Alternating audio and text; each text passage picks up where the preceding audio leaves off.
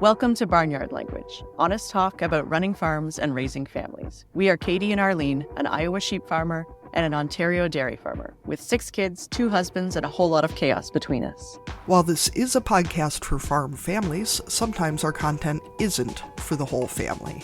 So kick off your boots, reheat your coffee, and join us for some Barnyard Language. Hello, everybody, and welcome back to another episode of Barnyard Language. Arlene is back, so I'll start with Katie again, as usual, because that's what we usually do, and then you can get caught up with me after. So, Katie, what's going on? We haven't talked in like 2.5 weeks, so there must be a lot to tell me. It's been a while.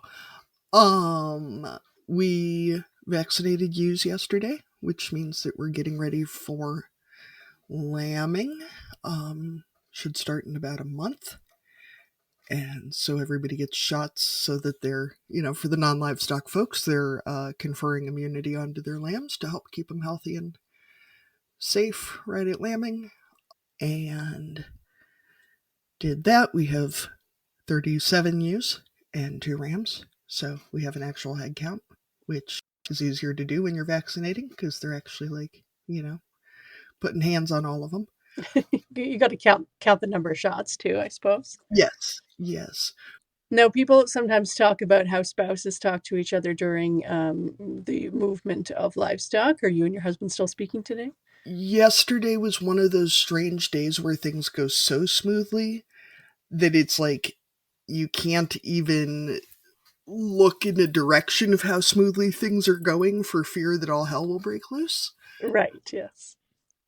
Or you feel like you maybe forgot something. Yeah, we've, I think, finally tested enough different syringes to have gone through all of the worst varieties of repeating syringes and bottle-mounted syringes, and finally threw the big bucks at a well-designed syringe, which, coming from Australia, also came with a free beer bottle opener, which I thought was real kind.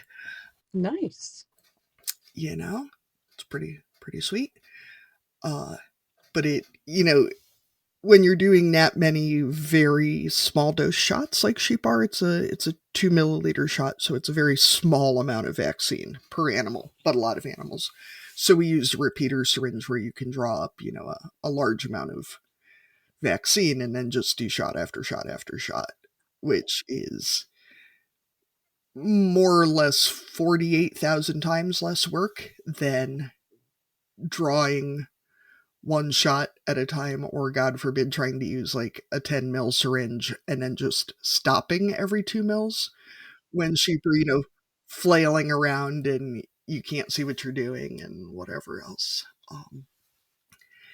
And we had a new to us helper came out and helped, and there is not enough money or appreciation or time in the world to thank the good farm helpers.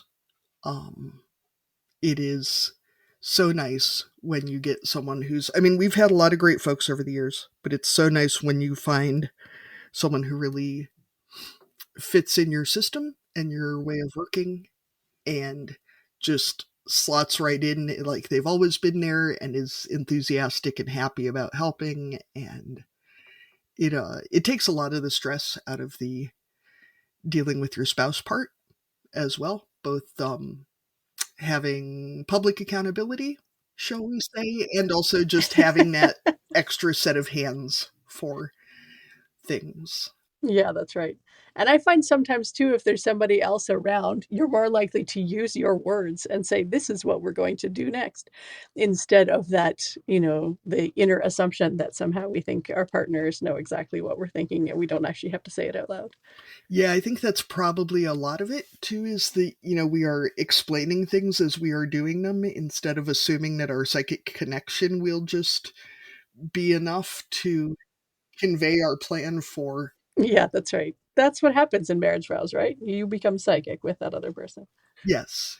Unfortunately, we apparently missed some percentage of the hive mind regarding sheep movement / gate placement / whatever else. And it is just, it's much nicer sometimes to just have another person.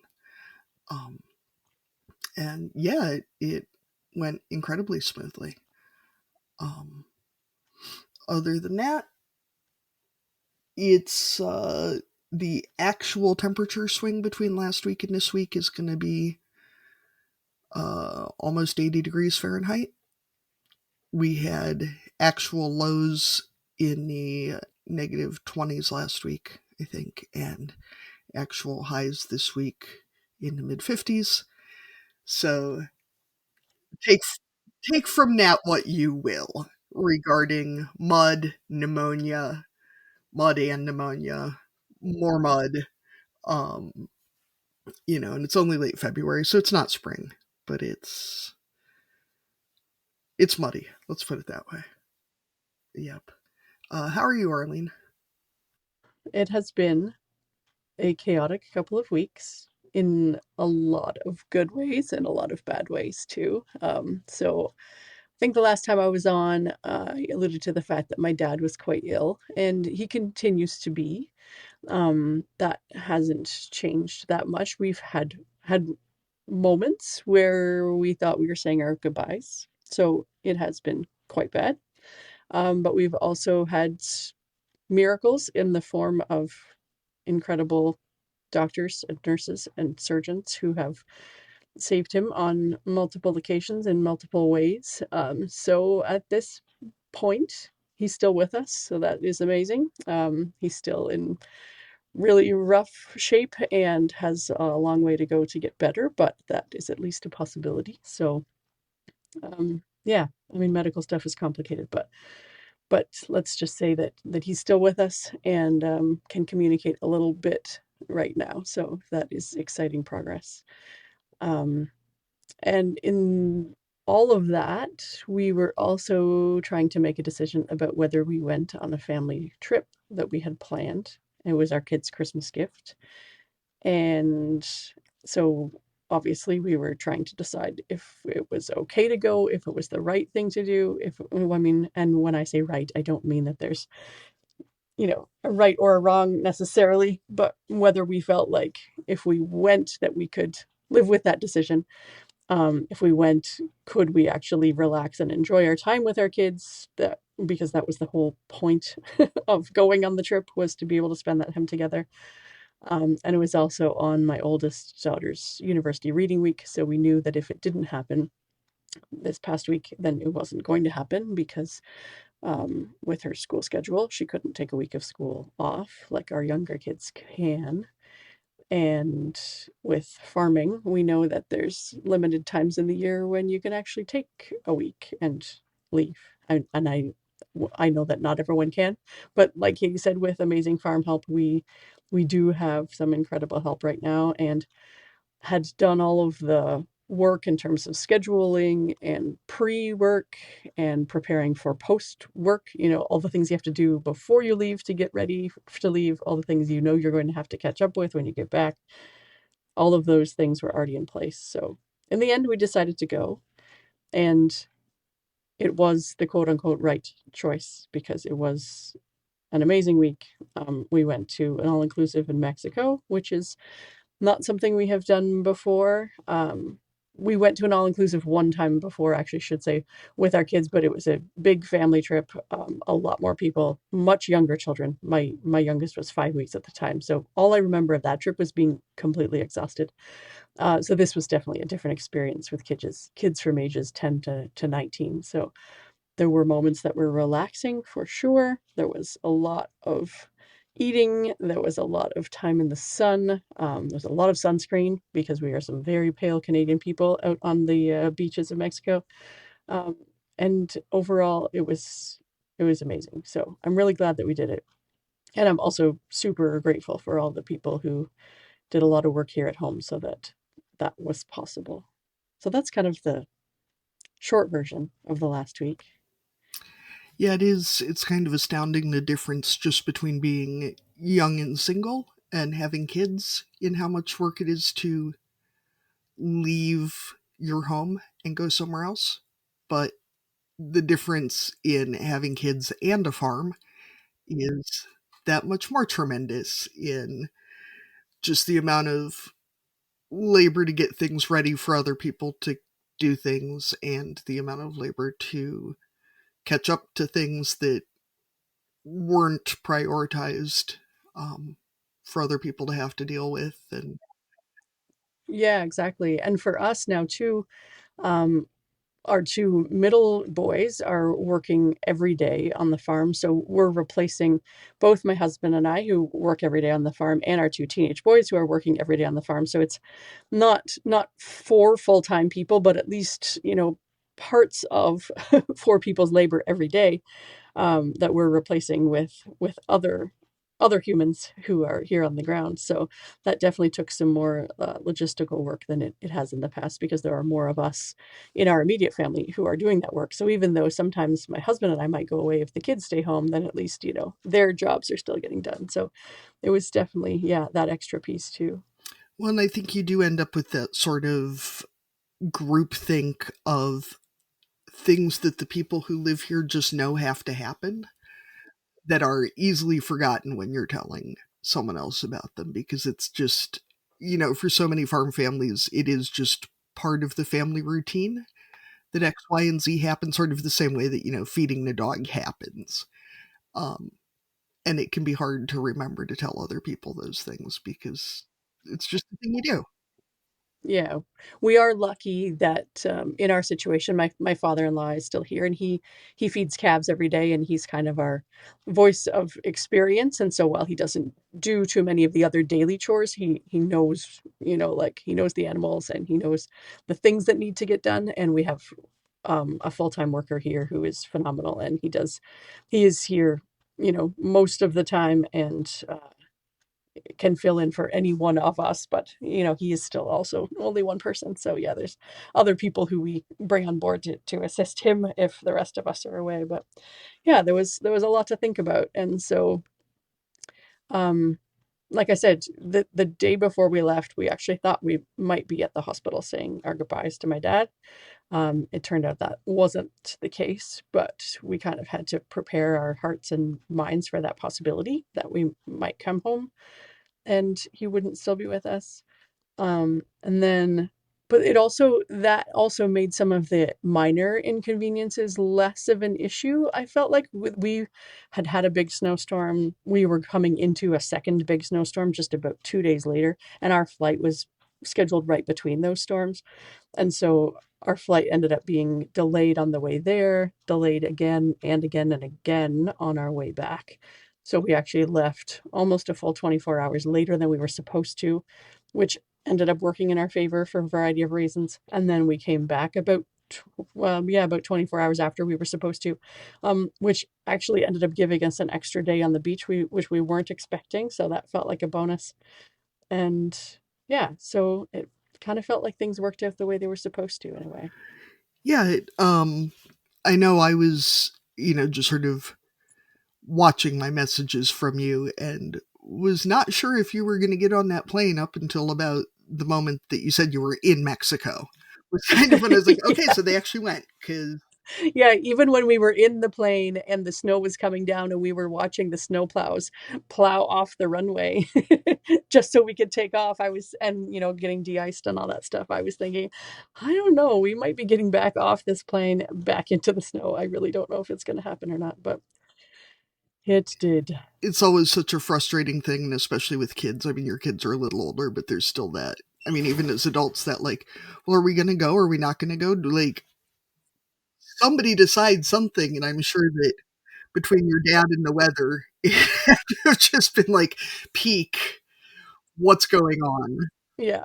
And as the one who is the planner, like the trip planner, which is me, then it feels like everyone is turning to me asking that question. And I still don't know. I'm just gonna sit in the seat and hope. Yeah, and it does get to that, like, if I knew, I would tell you. I'm not just like Yeah, that's right. refusing to tell you just because I think it's funny to like watch your head explode. Yeah. Like, I'm not actually sure. So, Well, on that note, why don't we go ahead and welcome our guest for this week? sounds good. Today, we are excited to be talking to Paul and Miriam Skrade, who are joining us from Iowa. And we start each of our interviews with the exact same question. So this is your intro to our listeners. And we always ask, what are you growing? So that can be crops and livestock and kids and businesses and all kinds of other stuff. So today, I guess I'll start with Paul. Paul, what are you growing? You bet. Thank you so much, Arlene and Katie. It's great to connect with you guys. I like to say that I am growing college students in a lot of different ways. Since this is the Barnyard podcast, we're mostly going to be talking about the fact that we're growing goats and we're growing chickens too. But definitely both of us grow college students as well, our own and otherwise. So tell us a little bit about what kinds of college students you're growing. You bet. So I'm an associate professor of wildlife ecology and biology at Upper Iowa University in Fayette. And so my main desk job is I'm a conservation management and biology professor. And I usually tell folks I'm the wildlife professor at the university. And so helping those students kind of grow and mature. But then we also have two of our own college students, Daniel and Annalise, that are 19 years old. And so they've been a big part of our lives, helping those two grow. Two in college at once. I just have one right now, and I I know what that is like.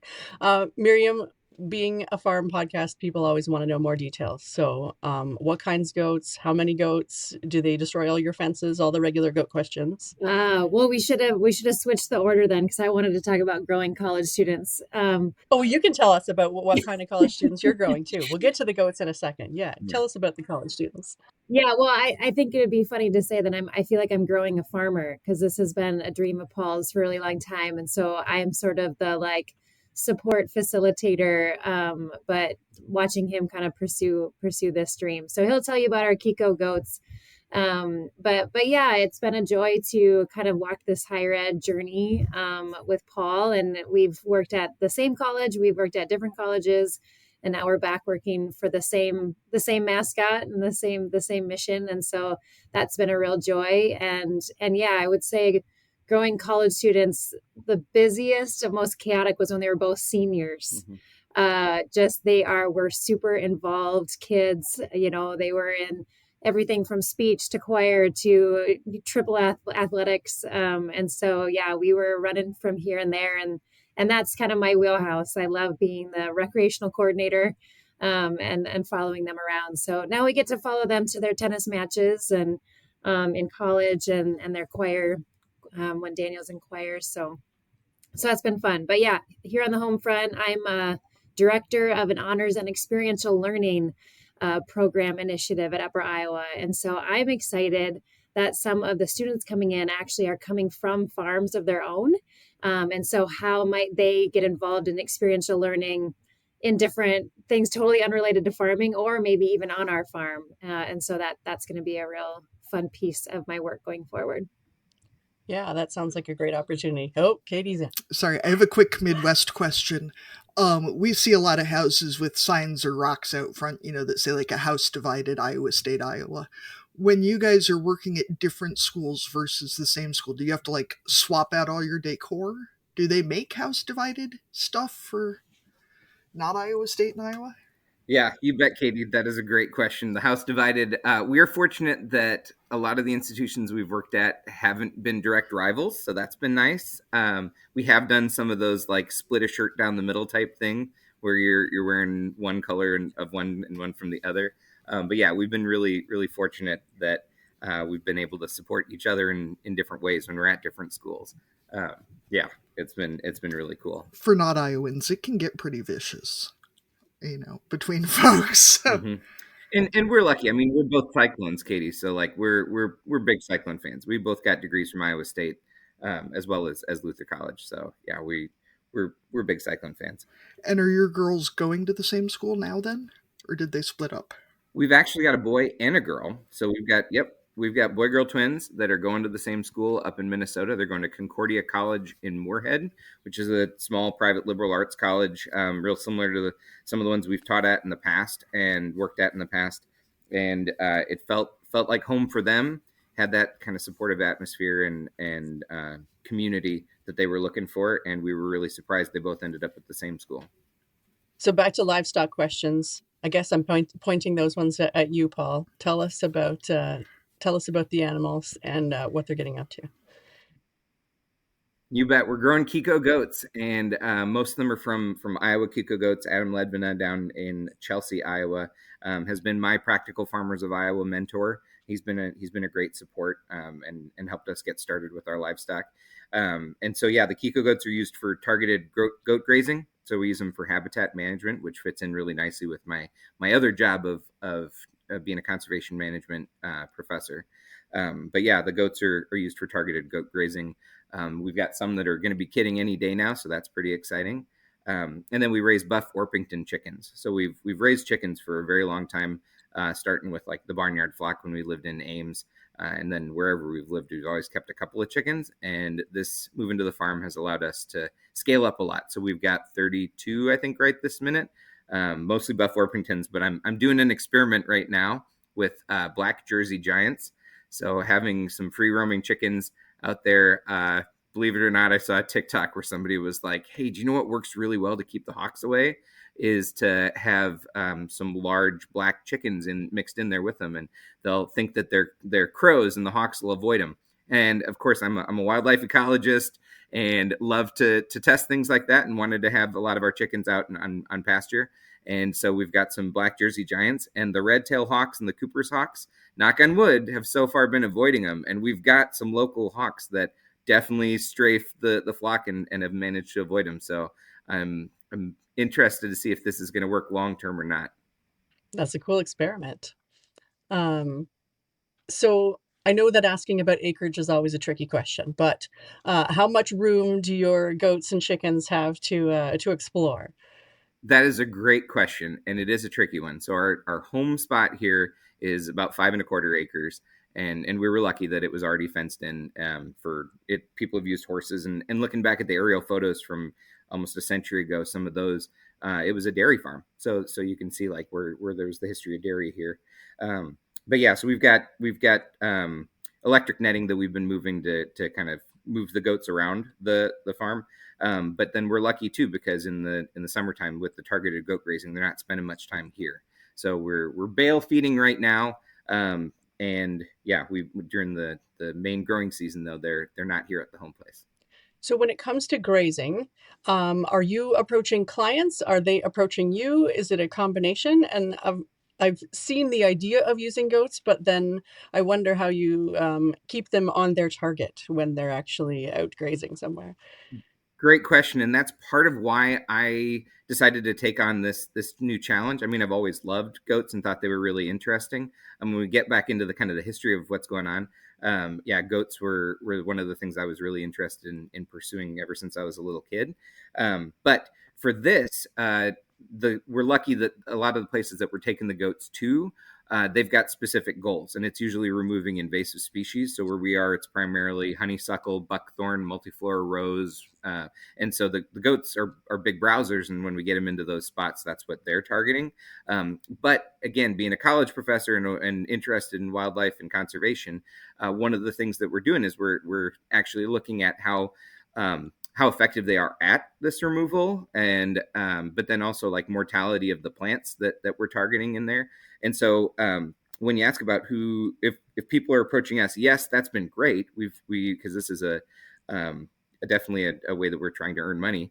Because as everybody knows, like it's really easy to lose money doing any of these endeavors. But what started this off was actually a partnership with the Iowa Department of Natural Resources. And so other state agencies in our neighboring states have been able to use goats in the areas that are very similar to us. So that we're in the driftless area in northeast Iowa, and it's this also known as the Paleozoic Plateau. The most recent glaciations that kind of went down through Wisconsin and Minnesota skirted around this area, and so it's really characterized by limestone bluffs and old ravines, riverine areas, and cold water streams. And it's really gnarly to climb around in, but the goats manage it really well. And so it's hard for people to get in there with mechanical tools. And a lot of times these are pretty sensitive areas. You don't want to use a lot of poison and spraying. And so being able to get the goats in there and get the fence up is a challenging part. But when they're in there, they do a really good job of clearing out that underbrush. And so that's been a big part of what we're doing is working with the DNR, mostly in remnant prairies so far. So goat prairies are called goat prairies for a reason, and that's one of the spots that we're targeting. But then in our area, we also are a Goats on the Go affiliate, and so there's a park in Decorah that we're hoping to get into this next year. We've been approached by some private landowners that want brush cleared out of their backyards as well. But so far, we've mostly been working with the DNR, and that was what kind of got this all going. Right. So we're recording in January, and you said kidding is coming up soon. So are goats kind of by the time that they need to go out and get to work? Are those kids from this season already ready to go out and work with their mothers? Fingers crossed. That's what we're hoping. So yeah, they will not be as effective as the yearlings and older, but yeah, they're doing their part too. And so last year we had some out that were pretty young. They didn't do a great job. But they tried their darndest. Those little kids were out there working as hard as everybody else. But yeah, that's the plan. And they probably look really cute too. The way they jump around. They look super cute, and that's one of the things that having them in people's backyards is that they love being able to see the little goats running around. Yeah, and they're a source of entertainment as well as an effective management tool. Well, it's nice that you can offer experiential learning for the goat kids as well. And I would imagine that, if they learn about fences younger is probably better than trying to convince them about them as adults. Yeah, absolutely. Yeah, we've been lucky that the first goats we bought were fence trained. And then, like you said, training the young ones at home on the electric netting as well, so that they realize like, oh, I'm supposed to stay in here. Because you know the saying about like goats and fencing is if it won't hold water, it won't hold a goat. But getting them trained right and making sure that you're moving them pretty frequently so that they're not wanting to get out of there and look for other food.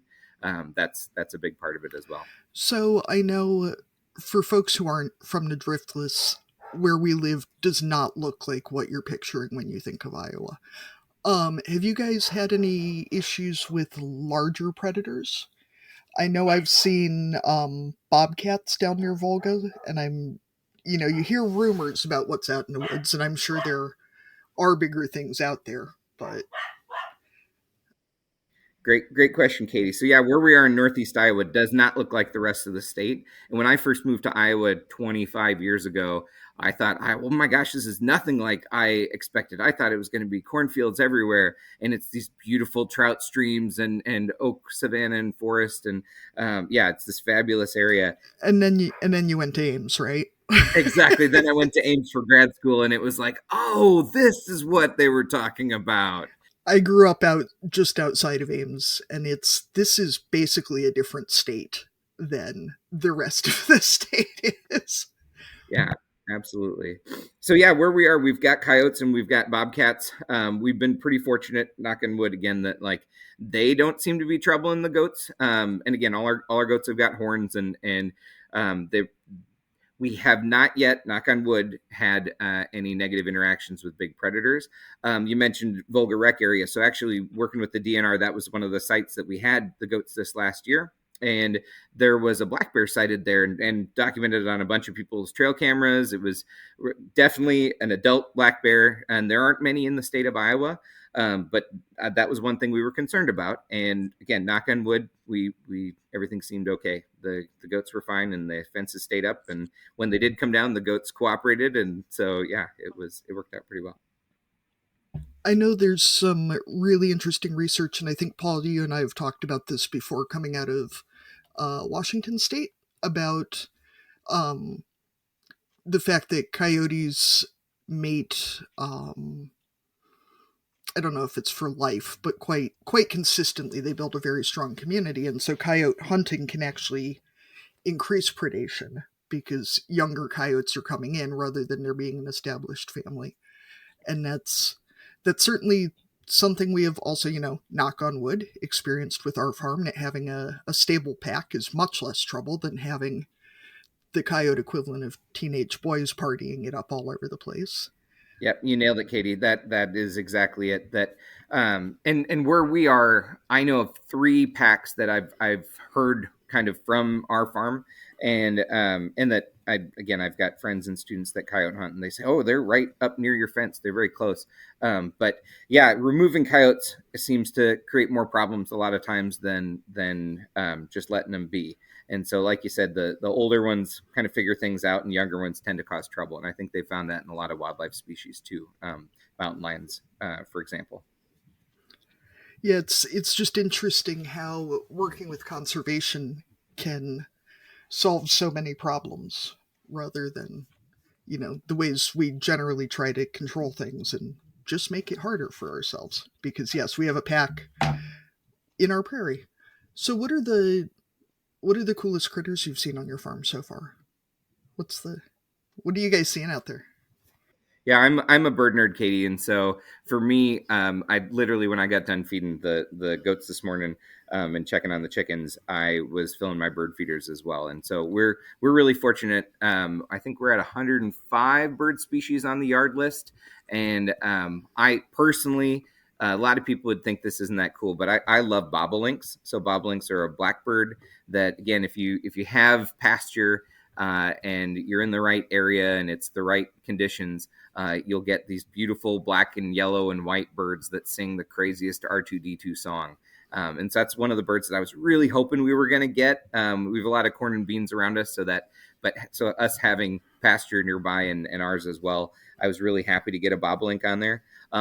Most unique bird was probably a golden eagle. So where we are in the driftless area, we are fortunate that in the wintertime, golden eagles come down from Canada and spend the winter down here. And it's something that people kind of thought was happening maybe in the last 20 years, but didn't really document it very well until some folks out of Minnesota really put some effort into studying them. And yeah, there are quite a few golden eagles that come down from Canada. The Raptor Resource Project has put satellite transmitters on some of these golden eagles. They've been able to capture them, and sure enough, they come down here, spend the winter in Wisconsin and Iowa along the Mississippi River, and then head up north and to Hudson Bay. And so, yeah, having a sighting of one of those, Miriam can tell you that was one of the days where she saw me just sprint down the hill to run and grab the camera because I really wanted to document getting a golden eagle on our farm. I've got my special turkey vulture shirt on today just for you guys because it's from the Foxloft Conservancy up by Rochester, and it says "Keep calm and carrion" on the front, which just kills me. Great pun. Arlene, I'm sure you would be not surprised by the content of my private messaging with Paul being... I'm getting an indication. Oh yeah, it's birds. 99% birds. Or coyotes, like... Occasionally like a snapping turtle, maybe. It's pretty... I was going to say pretty wild, but... I am a bird nerd at heart, but I am a wildlife ecologist. And so understanding the interactions of wildlife and their environment and each other is really what I enjoy. Miriam, do you have a special interest that you would like to get messages about? Well, I was going to say about the critters, I thought he was going to mention the tiger salamander. Oh, yeah, sorry, that was a winner. Yep, and Miriam found that, so that she absolutely needs to get claim for that one. We've also had some awesome snakes on our farm too, but I never in a million years thought we'd get a tiger salamander on our property, but we have an ephemeral creek that runs in the springtime and then dries up in late summer, early fall. And yeah, getting that salamander on there. You're right, Miriam. That was a winner. That was a really cool animal to get on there. Yeah, Katie and Arlene, you should know that he has me trained that I can know all the common things. So when I see something unique, I be sure to take a picture and alert him immediately. I'm not sure what this is, but maybe you'll be excited about it. Here's the text. Yeah. And so actually our son has noticed that this is a point of bonding with dad, is that if he's like, Dad, there's this woodpecker. I'm not totally sure if it's a downy, though. It might be something more unique. And so, speaking of woodpeckers, when we came to do the final walk through the house and kind of do the loop around everywhere and make sure when we purchased it, there was a dead tree in the backyard. And first bird I spotted on there was a red-headed woodpecker. So not a red-bellied woodpecker, but a red-headed woodpecker. And they're this beautiful, like scarlet and black and white, like in big patches. And I grabbed Miriam and I'm like, Miriam, I don't care. The house could be falling apart. Like, I'm so excited about this because we've never had a red-headed woodpecker on a yard list. And they're a declining species and really dependent on oak. And so I was very excited. Like, oh my gosh, that's the first yard bird we get. So. So the building inspection had no more value at all. Than...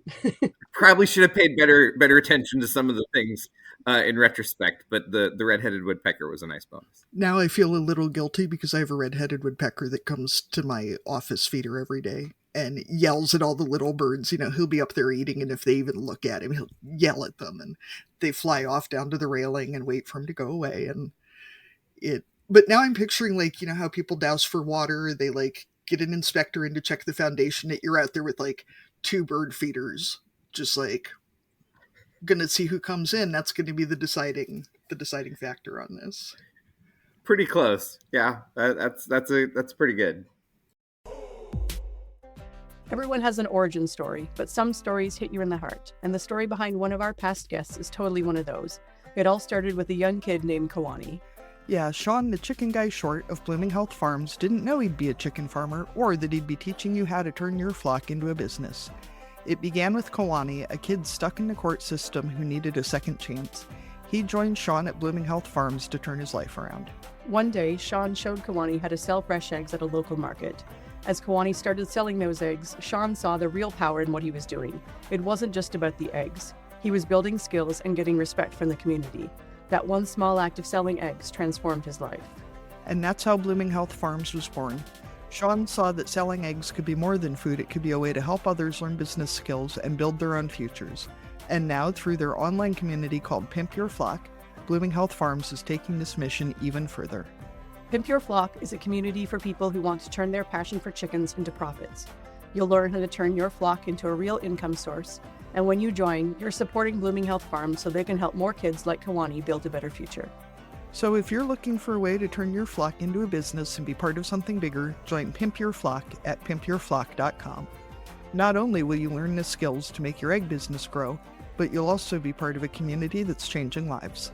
Head over to pimpyourflock.com today and let's make an impact together, one egg at a time. So that more people can share their special interests, what are your top 3 tips for seeing more cool stuff? Not even just birds, just cool stuff.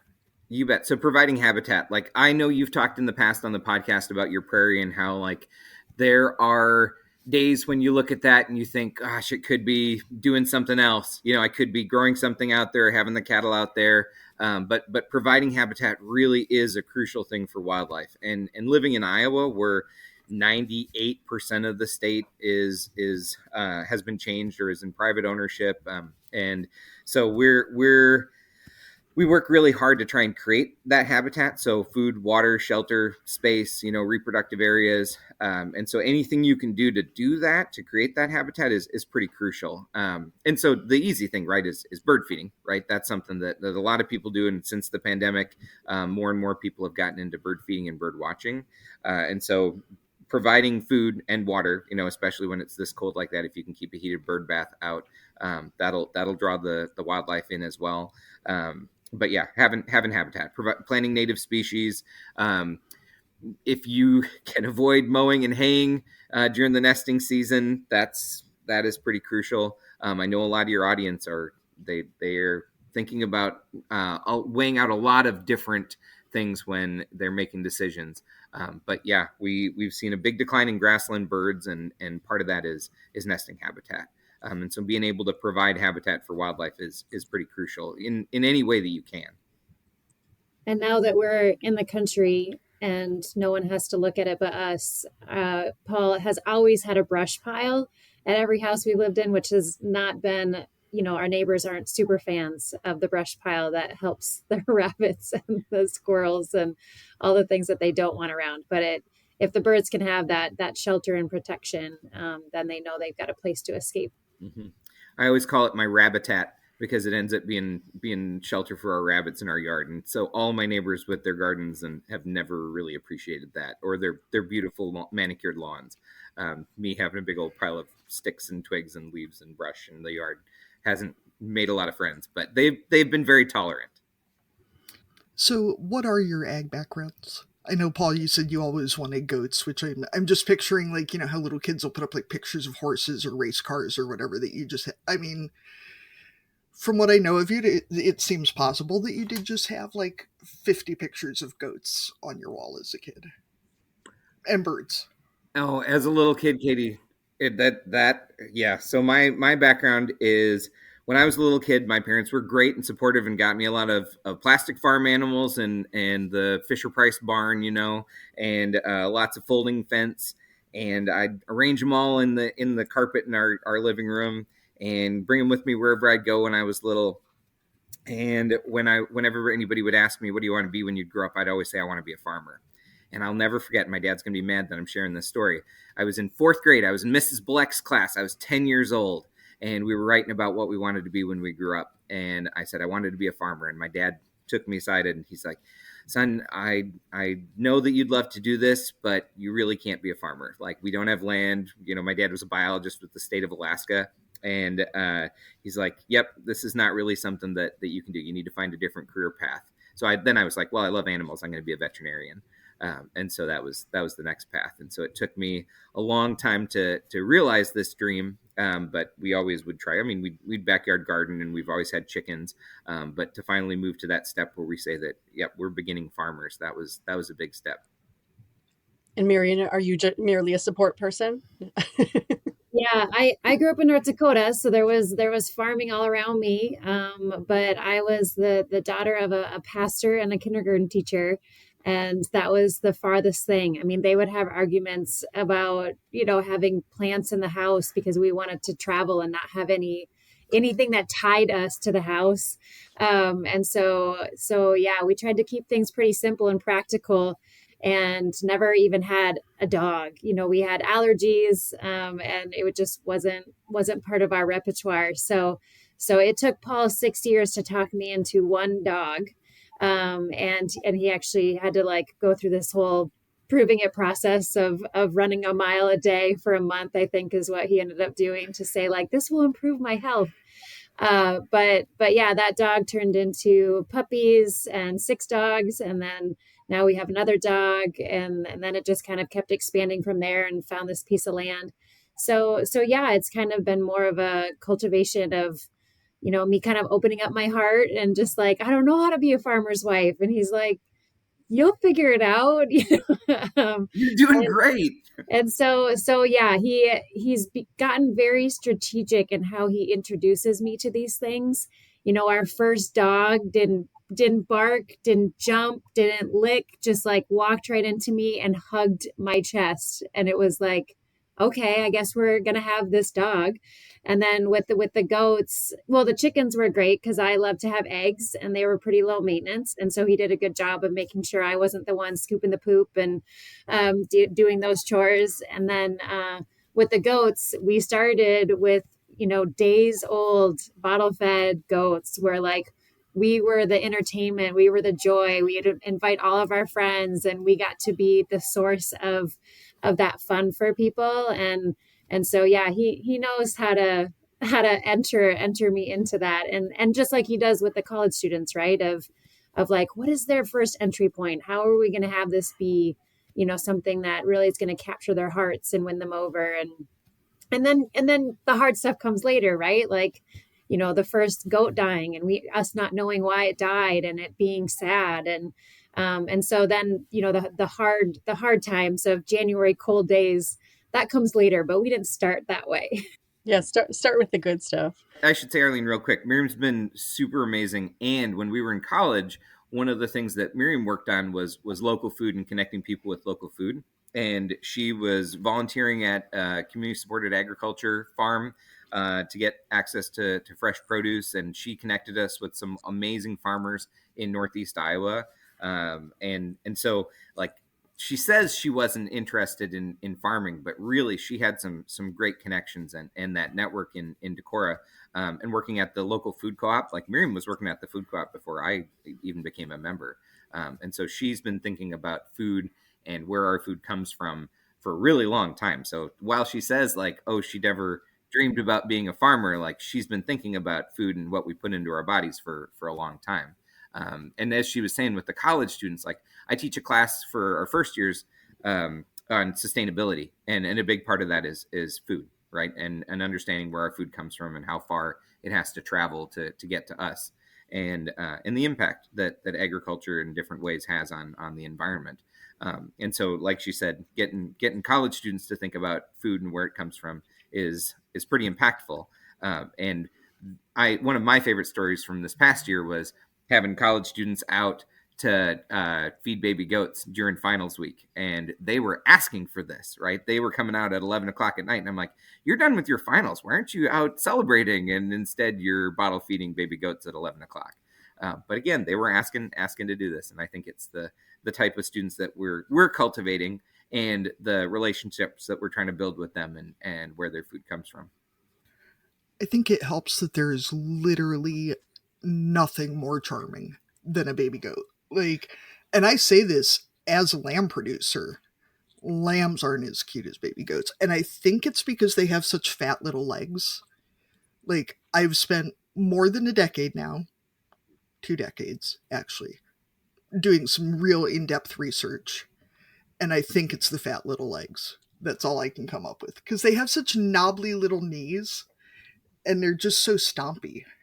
I love the stage when somebody described it as popcorn, where they'll be just moving along and then suddenly they just explode with joy, and they just spring up into the air and kind of throw themselves around, and that'll win pretty much anybody over to livestock. And again, so talking about background, when I was 13, I moved to Ireland, and I know some of your listeners have probably seen on PBS the All Creatures Great and Small, the James Herriot's series. And so I grew up reading those books because I'd made that transition. I'm going to be a veterinarian, and my parents like to introduce me to the library from a young age. And so I was digging through books on being a veterinarian. And I was lucky because I got to live that life. As a high school student, I was working with a vet who we would go from farm to farm, just like they're doing in All Creatures Great and Small, and we're in a cobblestone courtyard, helping to pull lambs, and it's raining and disgusting and cold, and I'm like, this is the best thing ever. And yeah, so I knew that's going to be something that I want to do. But then when I went to college, I was like, I don't know that I really want to be a veterinarian. I don't know if I want to go to school that long. And then I spent twice as long getting my master's and my PhD in wildlife, so that I could continue playing outside and working with animals. So the leap from wanting to do something and actually spending the money on land and buying the goats and actually doing the thing is sometimes the hurdle that people don't actually cross. For the two of you, was there a specific point? Was there a specific property? Or what was it that kind of was like, okay, this is a thing we're going to do now? So, Paul had been searching for potential places. We thought maybe it would kind of be in that Decorah area at first, and then it kind of started expanding his search closer and closer to Fayette, Iowa, where Upper Iowa is. And there was a lot of things that we could make this work.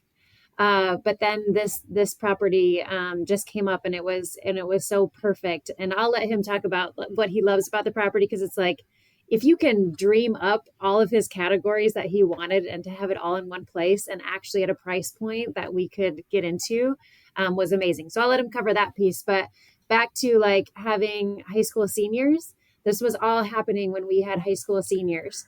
And so we trying to see what will this mean? We knew we wanted them to finish high school, where they had kind of grown up. They did 5th grade through graduating high school in Decorah. So we knew we wanted to stay put there, not add another vehicle and a commute to their life. So we actually moved the summer after their graduation. So now our college students come home to a home that they didn't, grow up in. So that timing was kind of right for us. And then, instead of buying milk for our growing teenage boy, we're buying goat feed. And so there was kind of a transition of funds, I would say, as well. That was timely. And then the third really critical piece was that shortly after that, I transitioned from working at Luther to Upper Iowa. And so now the farmette that we found is walking and biking distance from Upper Iowa. So I'm no longer commuting. But yeah, Paul, why don't you tell them about all the features of our little spot that were so perfect? We are super lucky. So again, you talk about making that switch, and it's hard, right? You explore a bunch of different options, and I wish when I was 19 or 20 that I knew about organizations like SILT. So in Iowa, we have a organization that tries to connect beginning farmers or folks that are a couple years into it but need access to land with farmers that aren't continuing for whatever reason, and they end up making it really affordable for those people to get out onto the land, and that's amazing, to have groups like that. And we explored the option of a silt farm that was kind of between Decorah and Fayette, where I teach, but it wasn't quite the right situation for us.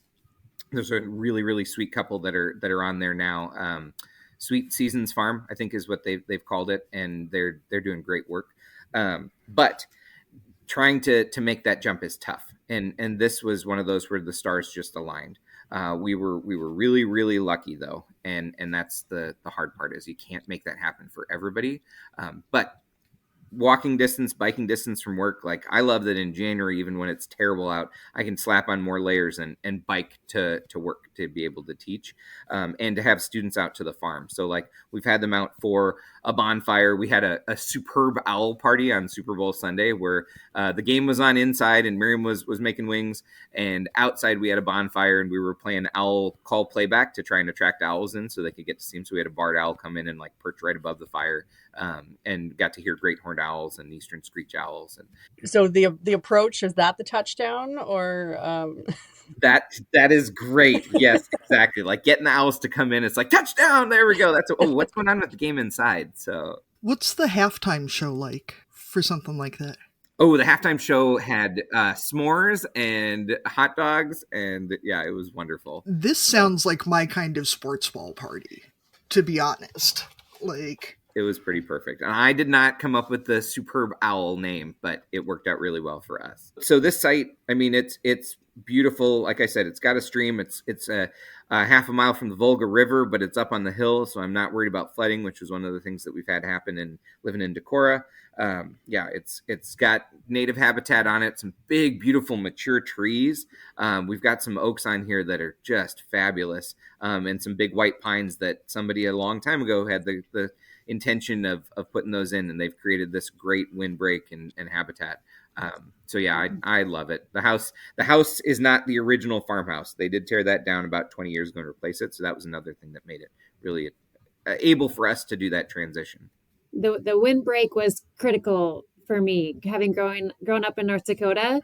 I've moved south every time I've moved since then, and I have a very low tolerance, whether it's winter or summer. I just don't care for it. So the windbreak has been really, really important to me. Every other property that we went to, it was like, how much do I really care how the house is if I don't want to walk outside and deal with that crosswind? And so that was really big for me. And then, like Paul mentioned, it's awesome that we can walk one direction and go and see the river, and we can walk the other direction and go to our beautiful college campus. So that's been a really neat thing. And then the house works too. I don't think we would have wanted to raise our kids inside the house. It's like got this open split level platform where you can hear exactly what's going on downstairs when you're in the master bedroom. And so it's nice that it's like our kids visit this house, and that they don't feel like they can't find their own nooks and crannies in it. But it's been a good. Thankfully, the house was one that I would enjoy cooking in and hosting in as well. So, following your farm social media, I see that you have apparently brought home a college student as reliable farm help. WTF are we supposed to do if we do not have college students? Do you guys have some extras that we can hire? Or like, how did you find this guy? Because he seems like he knows what he's doing, and he seems like he's probably not showing up drunk or whatever, which is kind of like the holy grail of farm help. Unfortunately. So that's a great question, Katie. Hey, how did you talk him into it? Did you just bribe him with baby goats? Or like, walk us through this. No, we're really lucky. So Michael Brown is our awesome farm help, and you are correct. It is not easy to find good help out there, right? And to find reliable help out there. And so, yeah, that is definitely a tricky thing. But what I will say is there are college students out there who want this life, who are interested in this. And it's tricky, right? Because everything is expensive right now. And we were fortunate enough to figure out a way that we can help pay him and have him work at the school. So that was a tricky thing too. But what Miriam was talking about earlier with her new role as the honors and experiential learning director, there are students out there that want to work as well and gain experience and help prepare them for that next step. And so, yeah, Katie, if you can connect with somebody at the school nearby or talk to us, like you're not that far away. Like we can work something out, Just so nobody thinks that I'm saying, kids today, nobody wants to work. There aren't young people out here because brain drain. Like, it's not that there's a million 20-year-old people out here and they're all just like playing video games and sitting around with their fingers up their noses. They aren't here. And that's a very serious struggle for a lot of us. You are totally right, Katie. Like it is a tough thing. And like our kids left the state, they decided not to stay in Iowa. And yeah, it is hard, right? I think networking is huge, and being able to help connect young people with the resources that you're talking about, and the opportunities. But yeah, like you said, where you live, there just aren't the young people anymore. And that's a big challenge. And so trying to create opportunities for students to be able to come and learn, while gaining experience. I think that's going to be the way that we're able to do this in the future. But yeah, you're spot on, Katie. It's tough. And Katie, you're right that this was kind of a unique find for us and how to cultivate this kind of age group. And Paul had 4 years as his professor to kind of mentor and mold and walk the road of the ups and downs, and so they were able to build a lot of trust and communication throughout that process, and how this helps Michael and helps us, and how can he get a graduate degree and kind of work the farm. And so it's been fun, for me. I wasn't along for the ride for those 4 years of them cultivating the relationship. I just get to reap the benefits of, like our son is off in college, our kids are off in college, and now we kind of have this other son that comes around and has become a part of my family. He bonds with my mom. My mom is Mama Sue, and he always knows what she's up to and what surgery she might be recovering from, and he's built a close relationship with Paul's dad, Jeff, who comes and helps us out on the farm. And I think, this father that told his son, you can't be a farmer, is over the moon that it is happening and that he is alive and strong enough and healthy enough to come and work the farm. So a lot of times it's Paul's dad and Michael, doing the projects while Paul's in the classroom and doing his job at Upper Iowa. So it's been fun to just have Michael be part of the family and have my mom, who had no business or interest in a farm life, and then his dad, who had a lot of interest in farm life, come and experience this with us.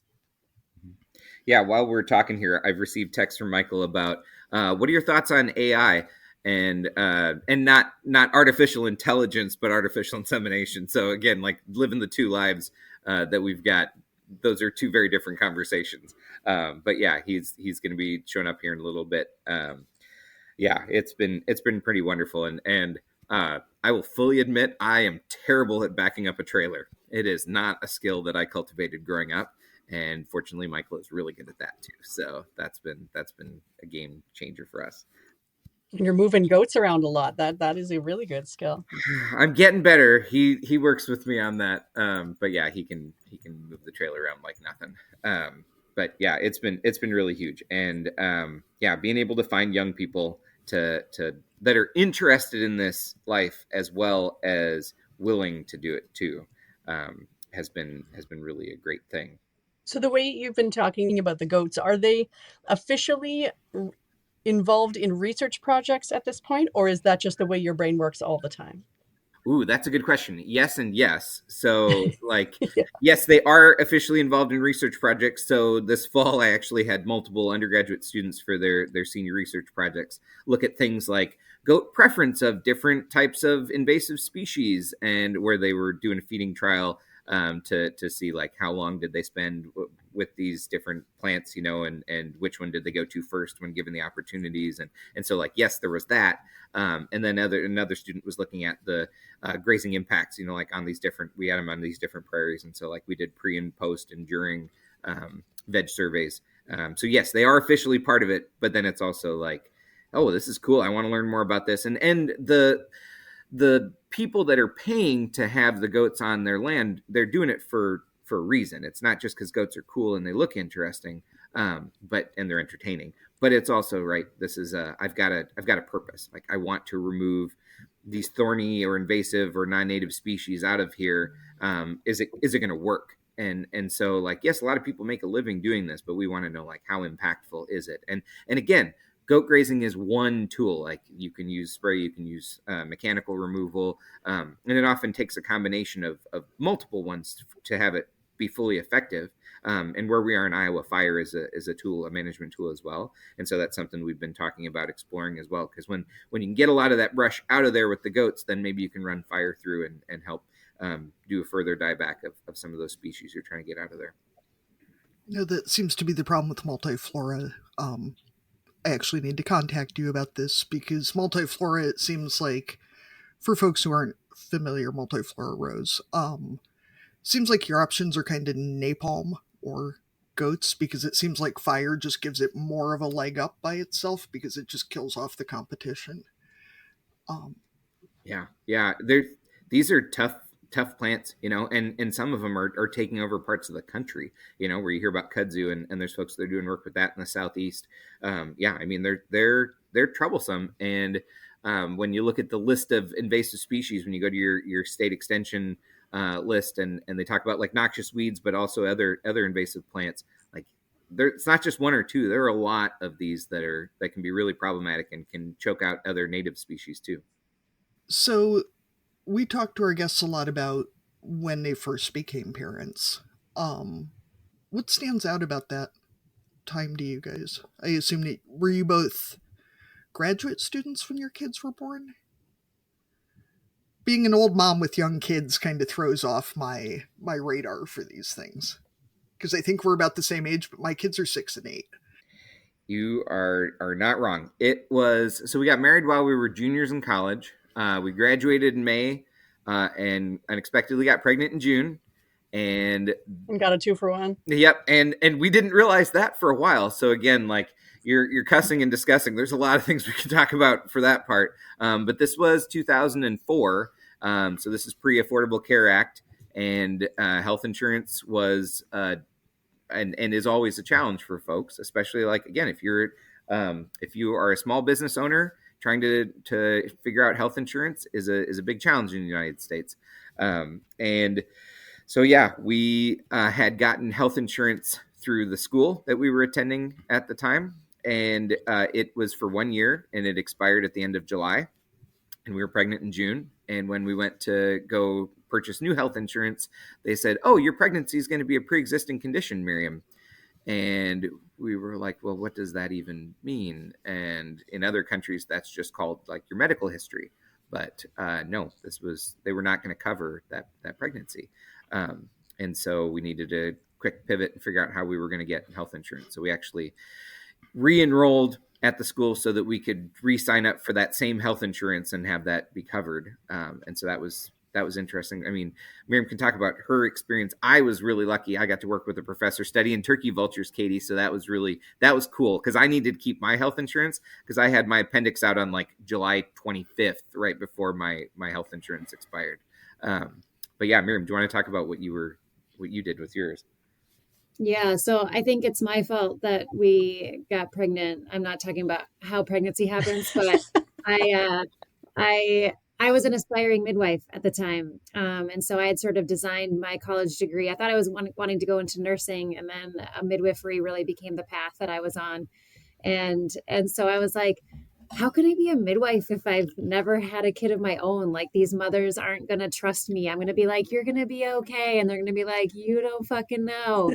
And so I kind of was started to think this, and it was like the day after I thought that, then I was pregnant. And so then it was, I was receiving care from a midwife. And that was kind of my post back research, was that I was a doula, and kind of a midwife in training, and they would measure is it the fetal height? I can't even, I didn't become a midwife. So, Uterine height. yeah, so the uterine height, and I would be weeks behind them, but measuring the same.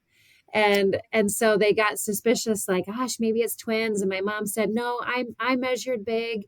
So everybody thought I was having twins, and we had no reason to think that it was twins. It's not in our genetics. I was 21 years old, 22 years old. And so I wasn't in the age demographic, like we were using protection. Like, it was just like, why twins? And so we denied it for a really long time.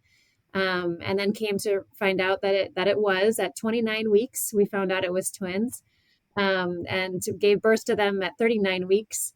I'm a goal setter. I decided I'm making it to March. You're not changing my due date. I am making it to March. And I went into labor 4 hours into March. So I'm not an overachiever. I just, meet my goals. And then I ended up having the first baby breech and the second baby posterior. So I was like, wow, my midwifery resume is on point. You've done it all now. Yeah. I have done all the things. I had a 2.5-pound placenta. Like, I'm ready to go now.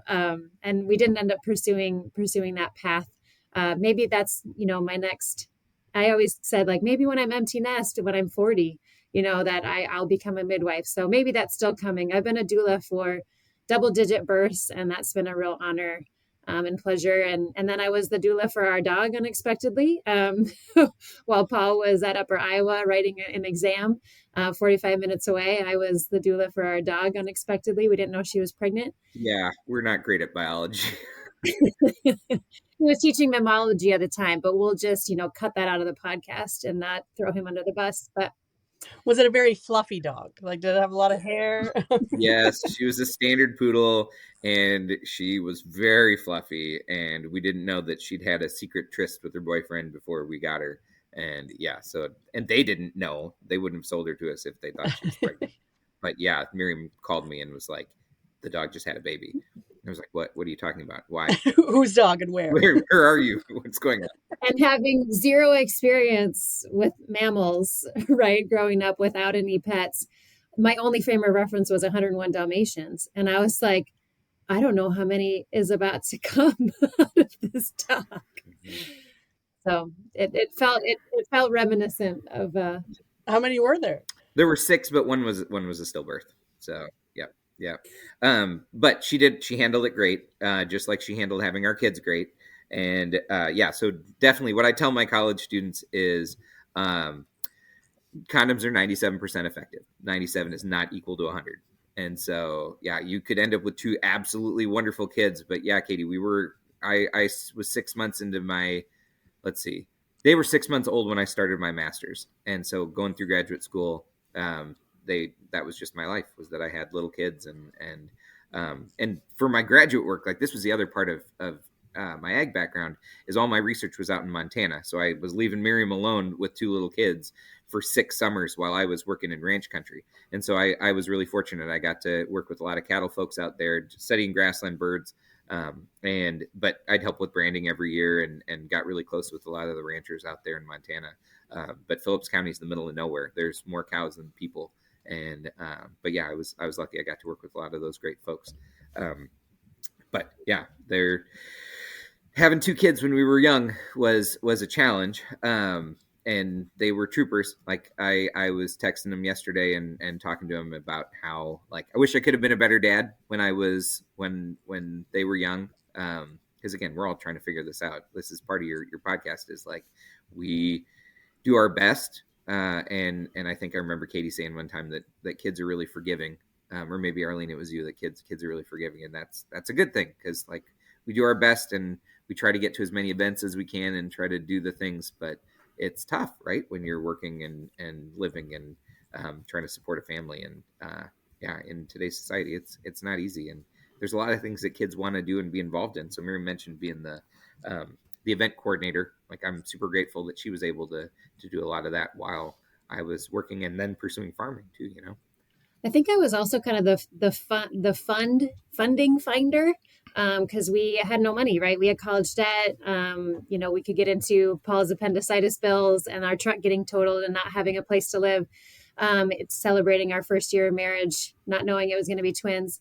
But I got really savvy at figuring out how we could get aid and support, whether that was state funding, federal funding, and now kind of Paul with the farm has gotten really savvy at finding like how can beginning farmers, just like beginning parents, like find these sources of support, because there are funding agencies and pockets that know this is tough, but that you want to be a good parent and you want to be a good farmer, and that we want people to be able to pursue what's important to them.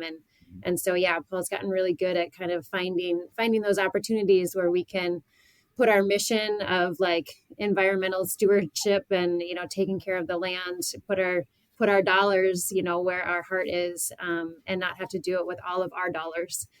So that's been really good, and I hadn't really thought about that parallel before about like I found the funding when it was our kids, and he's finding the funding now that it's the goat kids.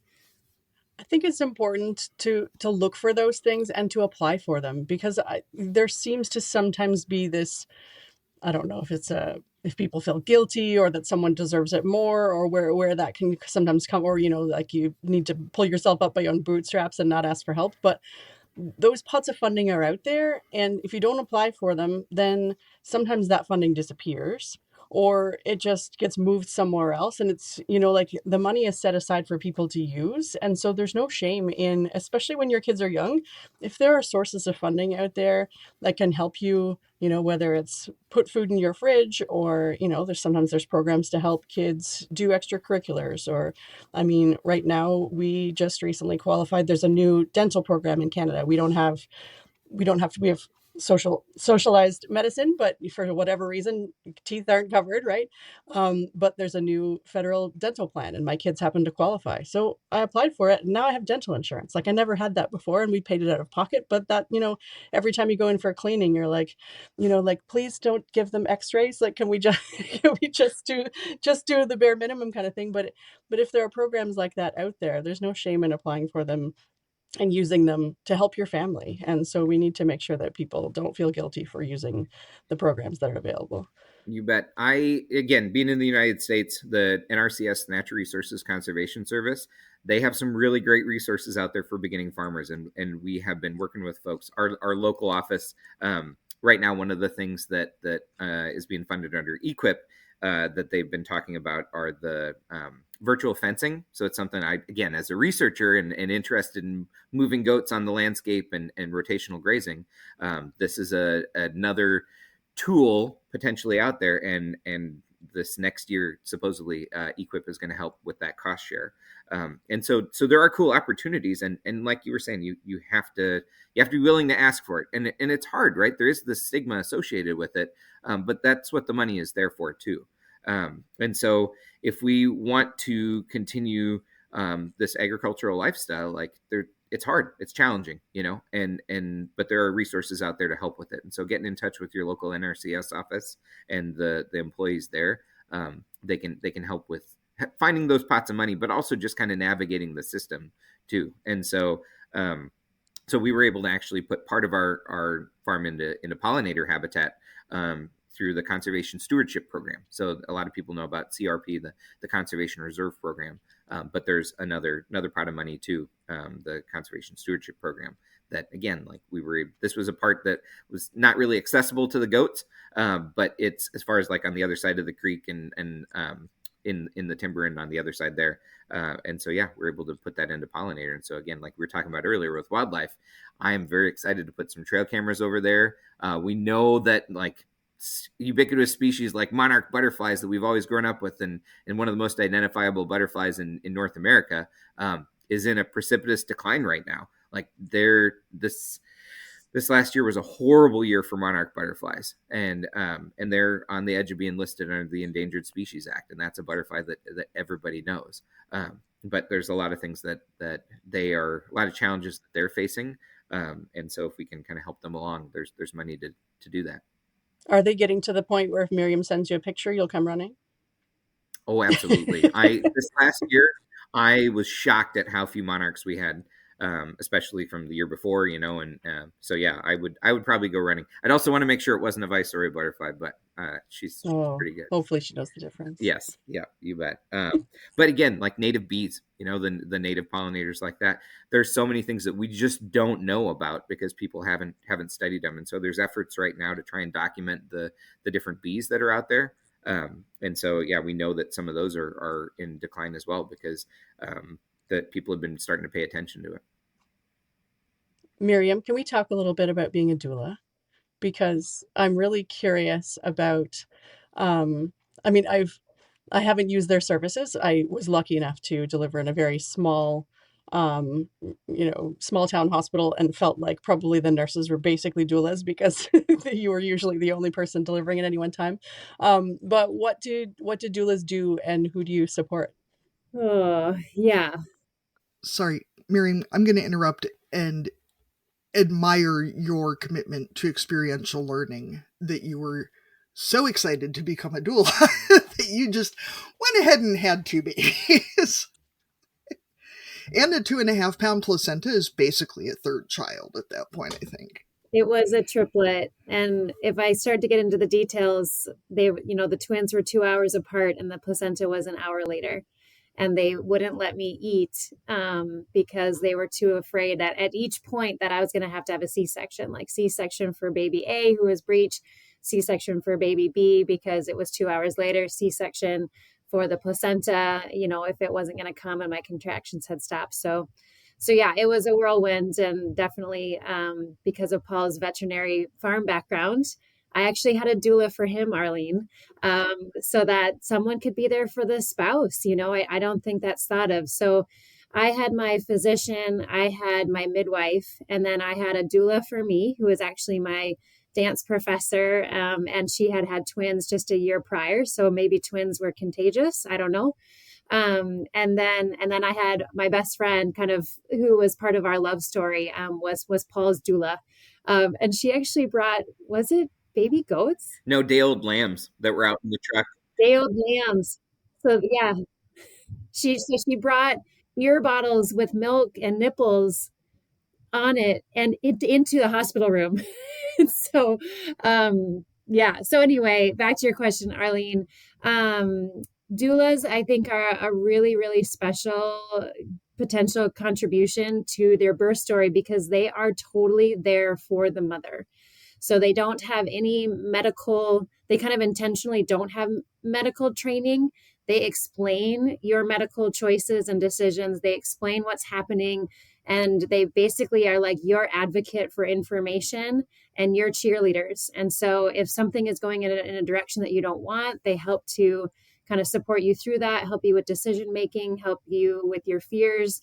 And then honestly, just kind of help you with pain management and comfort. And, sometimes we don't always have the spouse that we want, the partner there to kind of be that, or it doesn't put them in their wheelhouse. And so having somebody else to play that role.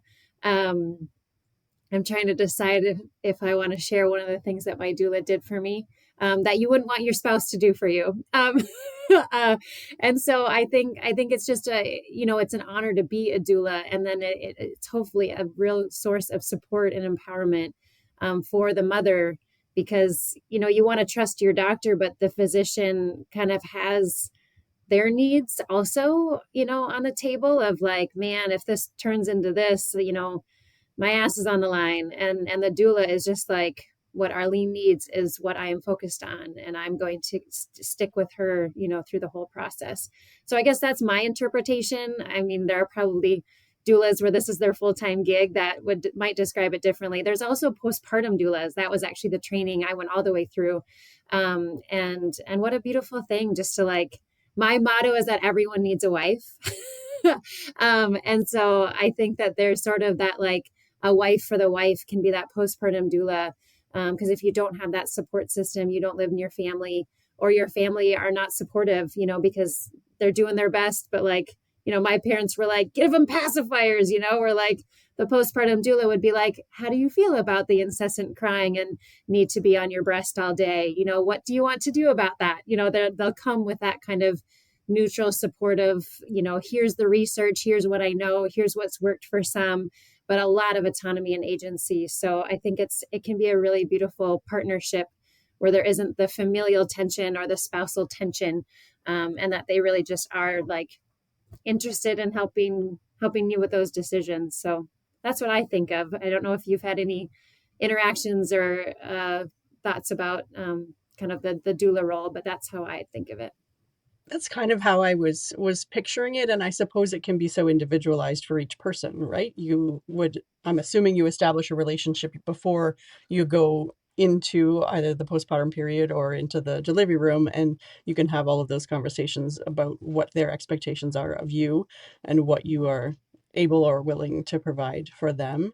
When it comes to postpartum doula, can you describe some of the things that clients, I know that's the training that you said that you had, the different expectations or things that clients are looking for, or the services that might be out there if someone is thinking about hiring someone? I think we don't realize that, there's so much research and support during the pregnancy. What do you need to eat? How do you take care of your health? What body changes are you going through? What is the stage that your fetus should be at? And then obviously the birth is like this big momentum thing. And honestly, then it kind of just drops off. And like that is when the work Yeah, see you in 6 weeks. Yeah, that is when the work begins. Like I was paying very close attention to my protein and my hydration. And that was like my full-time job when I was pregnant. My twins were 6'5" and 7'5". So I had, 13 pounds, whatever I'm not doing math like that. Was I right? 13 pounds? Yeah, plus the giant placenta. So yeah. Yeah, plus the two, plus the triplet.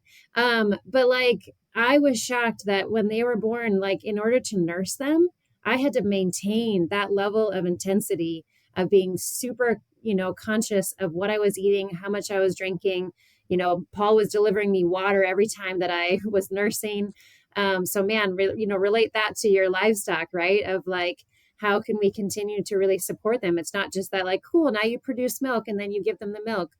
I had mastitis more than 5 times. There's bleeding and clotting and, things that are just scary. The baby can change colors. The baby cannot make weight the way that they're supposed to. And so I think the postpartum doula can just be like, hey, let's go back to your discharge papers and let's see if this is normal or outside of normal and what we were told to do, what we can watch for. And so my midwife kind of was my postpartum doula at that point. And could kind of help me through those things, because you don't always want to pack yourself up and pack the baby up and like get back to where you delivered, and back to your physician, and not only the cost of that, but just the time and the stress on your body. So it's so great to have that person that you can consult and just ask questions. And, we were constantly comparing normal between the two twins. Like, is this poop like normal? Because this one's not pooping like that. And like, this one's changing colors and this one's not. This one has a cone on its head. And like, and so it was just so nice to, I think, have, again, outside of the family, like, do we need to supplement with formula? And is Miriam sleeping enough? Are the twins getting what they need? And so I think it helped me feel like I didn't know what I was doing, but that I could trust my gut and my instincts so much more because I had someone outside of the family, outside of my spouse, kind of looking in on things. And so then it didn't have to be Paul's fears and my fears, escalating situations, and that we could just have that reassurance from that outside person. Like, nope, you're on track. It's normal that the baby's doing this. And so that's what I would say. A lot of reassurance, a lot of advocacy, and a lot of, giving you the information so that you can make the decisions that are right for your family. I find that really interesting, Miriam, because I had C-sections with both kids, and both pregnancies and the conceptions, the pregnancies, the births, that whole thing was very monitored, very individual. It was everyone knew a lot about my medical situation and our very specific situation. But then postpartum, it was like, you're just like everyone else now. And if I had known that I had all but one of the risk factors for not producing enough milk, my postpartum would have been real different, because it wouldn't have, I could have prepared for that instead of the whole shit show that we ended up with. And, just having that support. And there are so many things that when you realize them later, like with C-sections, I didn't know there would be that much bleeding, because I didn't think about the tremendous hole that a placenta leaves. Like, the baby didn't come out that way. Why is there bleeding? And I mean, yes, thinking about it later, duh, obviously. But at the time, I was just like, I was totally unprepared for it, because I had 2 scheduled C-sections and nobody said anything about bleeding like that. So I didn't, what would I know about it? Like, I'm not the one to know these things. Katie, hearing your story and knowing that there's so many stories like that makes me start to think of the connection between postpartum depression. Is that maybe like we're being humbled left and right and feeling like we are failing because we don't have a manual for it, and we just don't get that constant support and reassurance. And so maybe that is a big part of the answer, is like, how do we have someone else coming and saying it? Like, this is what it's going to be like. Nursing isn't as natural as it looks like in the movies. Like, they may not latch, you may not produce this, I think there's a lot of opportunity there to help give everybody a more confident and successful beginning, right? Because like you said, it's not that the birth ends the journey of what rearing a child is going to entail. Well, and I think too, when you talk about postpartum depression, the having the support, but also having an unbiased outsider who is seeing you often enough to say, hey, there is really something that needs addressed here. Because keeping it together enough to show up to a 6-week appointment is not that hard. But it doesn't mean that you're not struggling. And a lot of times, partners aren't prepared to deal with that. Or they're going through their own stuff. Yeah, I can see a lot of reasons that having a biased, because it's their job to be there and be involved and take care of things, but unbiased in what they recommend person involved. Because too, even if family is involved, they usually have their own biases or thoughts or whatever. And I think there's not enough support for the spouse, and then they become insecure, because they can't help you. They don't know the answers, but yet they're supposed to be our rock, right? And so that was a very tenuous time for Paul and I, where I think if we had do-overs, man, would we do it over? He was like, why are you sleeping again? Like, the babies need you. And so just like, how do we have that person being like, it is normal and important that Miriam goes and sleeps right now, otherwise she's going to bleed or she's going to get mastitis. And so how then we could be getting back to the team aspect, because you're all on the same page and you're not just guessing and hoping one of you is right. I don't know. There's just a lot that can get complicated in a real hurry at a very life or death time. It feels just critical. Paul had to watch me almost die, right? And then like, how is he going to recover from that? Because I'm thinking about trying to stay alive, and my recovery, I'm thinking about keeping the babies alive, and he's got me to worry about as well, and so I think that, those doulas, friendships, supportive family members that aren't invasive family members, can just be really important. And so, making that plan, just like you would if it was your livestock, you'd probably have a plan. You'd probably have the barn ready, and you probably have, you do a lot of research and thoughtfulness. So, yeah, I think we need to also have those, like you said, to have a plan and have those discussions ahead of time. And it's always better to have help in place and then say, you know what, I'm doing okay today, I don't need you, than to have a newborn at home and then realize I really can't do this. And, especially for people who are going back to, potentially back to the farm, where sometimes there's an expectation that you're getting back to work really quickly, or that your spouse is going to drop you off at the house and head to the barn right away. Or maybe you've got other little kids at home who all of a sudden are also needing you. But yeah, to make those plans ahead of time and think about, are there people in my life who I can ask for free help, or are there people I can pay to come and help me in my home? Because, it's a period where you do need to rest and recover, and you're also keeping a new person alive. And there's only so much that one person can do.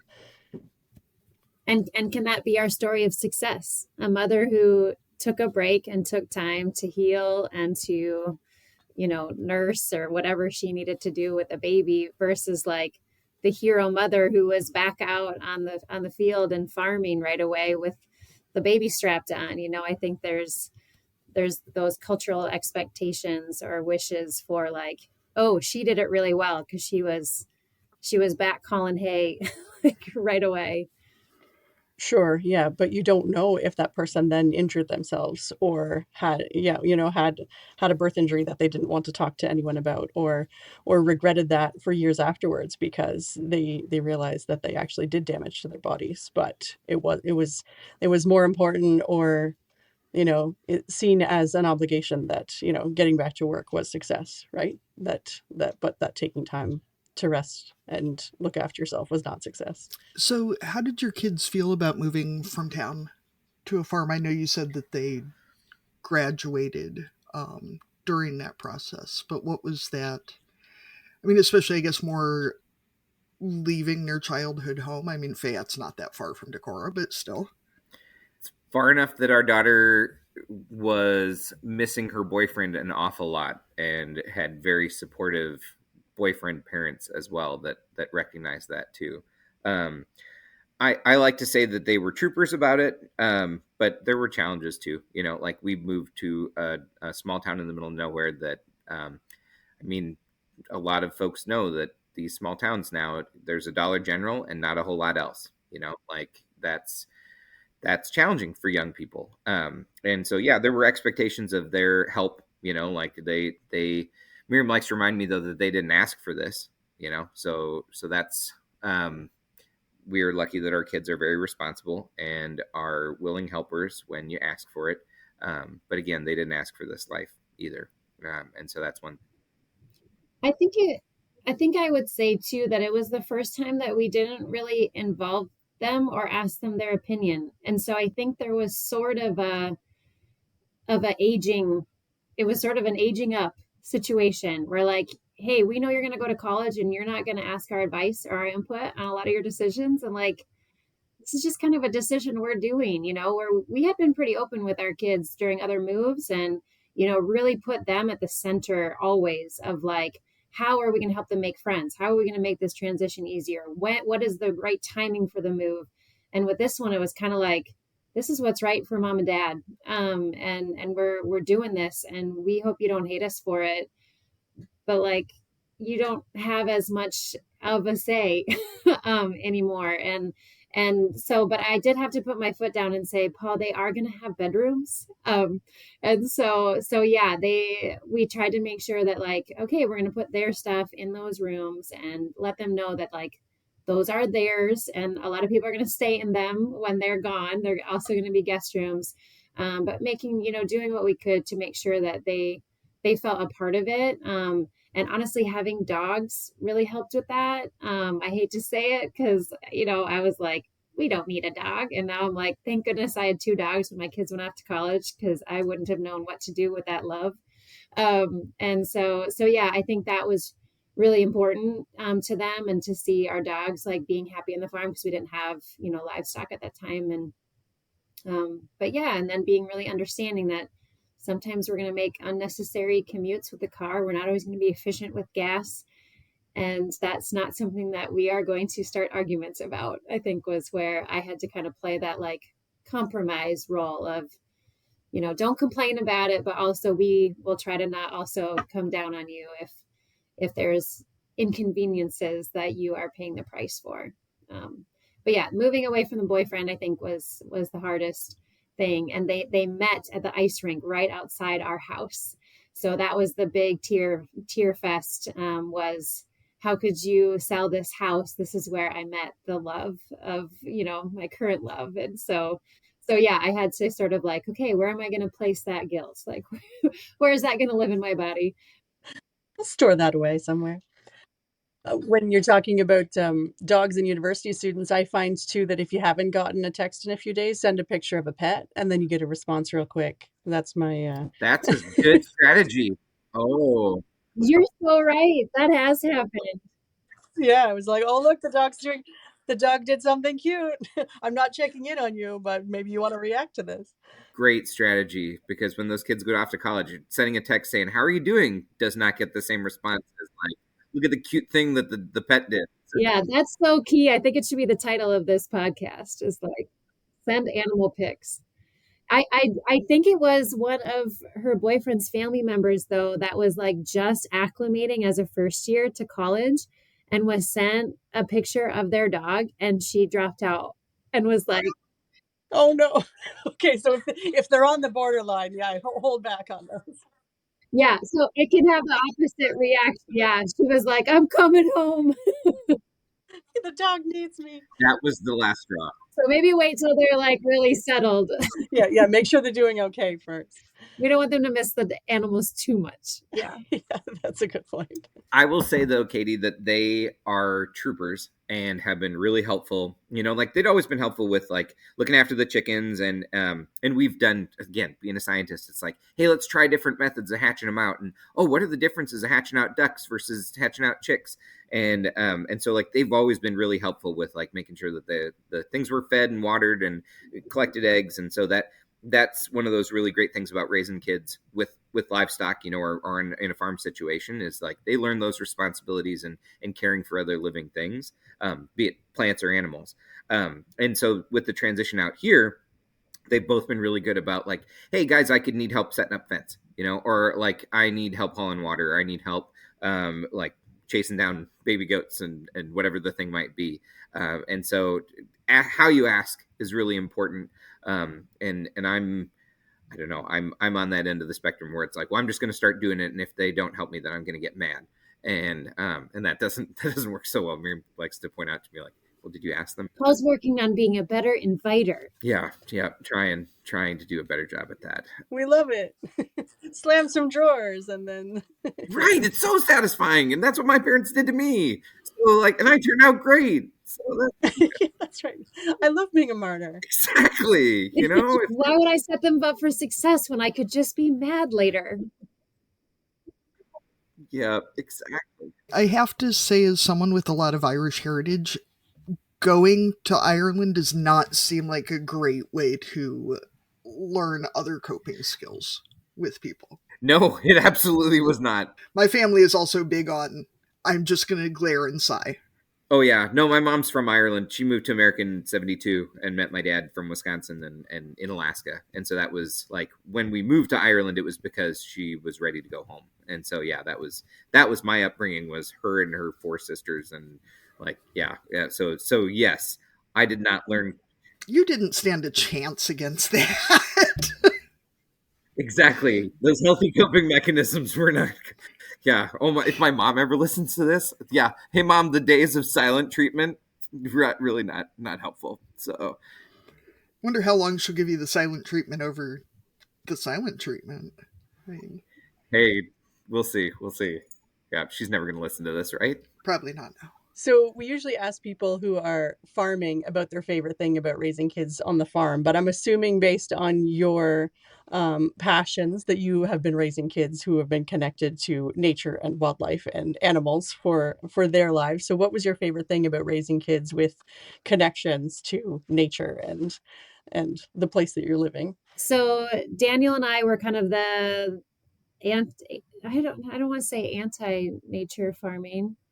It was all mysterious and foreign, and we are like sports people, right? Like I'm kind of the athlete, he's the scientist, and again, like my exposure to to farming was through my passion for caring for the environment, right? It had more to do with a heart thing than like I crave knowing the names of the plants.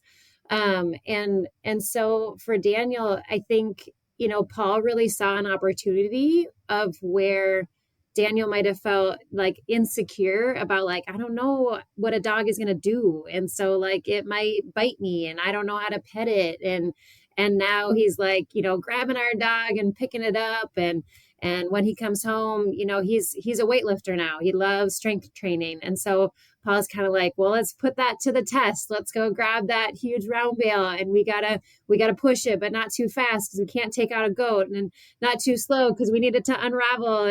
And so it's been really fun to, I think, see him take an interest in his dad's passion. Because Daniel's big thing is like, he doesn't care what your passion is. He just wants you to care a lot about it and work hard at it. And what Daniel works hard at and what Paul works hard at has never quite aligned in the same way like Daniel is a nice passion are. And so I think that's been the joy for me, is to watch him do something that like normally would have been a no, because I'm not going to be good at it and I don't know how to do it and I don't want to mess it up and I don't want to be confused, to like, Dad will teach me. Dad will be patient with me. Dad will do it in a way that is enjoyable for me and that we can bond and connect over this thing. And so I think that's been, I think, the fun on the Daniel side. But Annalise is like, had the same upbringing as Paul, just like loved all the farm animals. So I'll let Paul talk about Annalise. We have several sets of twins in our family. The kids are twins. Daniel and I are twins, and Annalise and Paul are twins. Oh yeah, she's my mini me. And so, yeah, she was the one that was always asking for pets. And so, like, living in Ames, we free cycled a rabbit that she was really excited about.